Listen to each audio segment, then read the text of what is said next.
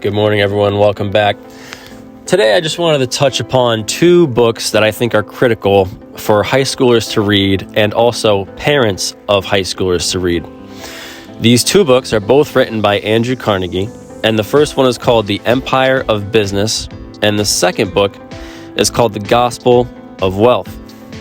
And the reason why I enjoyed the combination of these two books is because it's so relevant to so many things that are going on today.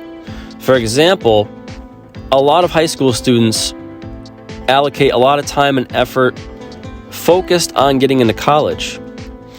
And the book kind of differentiates and explains that college, formal education, may not benefit everybody, right? And the reason why it doesn't automatically benefit everyone is because of the opportunity cost of those years in continued education. So, for example, if you have someone that goes to college for a degree that ends up being less valuable over time to the marketplace, it's easy to come to the conclusion they'll be slightly worse off than the individual who just graduates from high school and goes directly into the work center, starts saving money, getting work experience, and so on. And I think this is a great book because I think that after reading The Empire of Business and after reading The Gospel of Wealth, I think that the students and the parents will have an objective method and approach to determining if formal education is the right path for the high school graduates. It also goes into the opportunity costs of that time and how beneficial those years in the actual work center can be. And you and I see this all the time.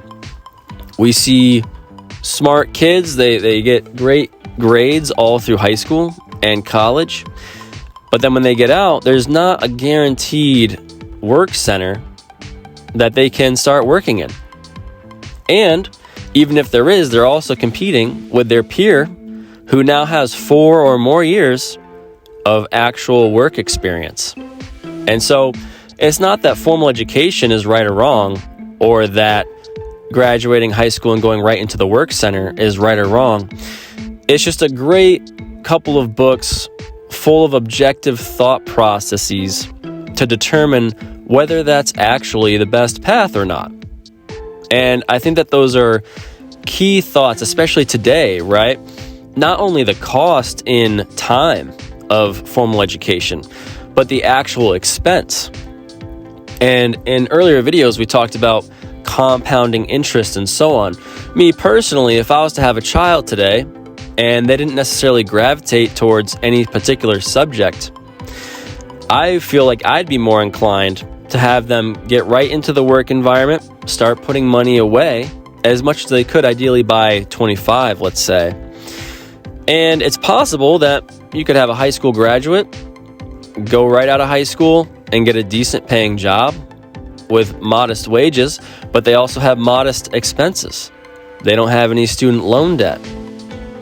And so they can start saving at higher rates, which means they can start investing at higher rates, which means that compound interest is working for them 4 years before their college graduate equivalents. And I ask you to think about that and take time before your children are exposing themselves to the reverse compound interest, right? Instead of making compound interest, they're paying compound interest.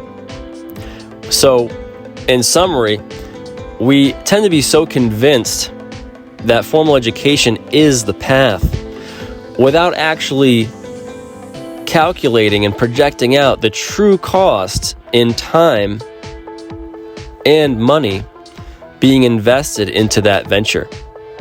So I ask you to reflect on that today. Don't forget to like and subscribe.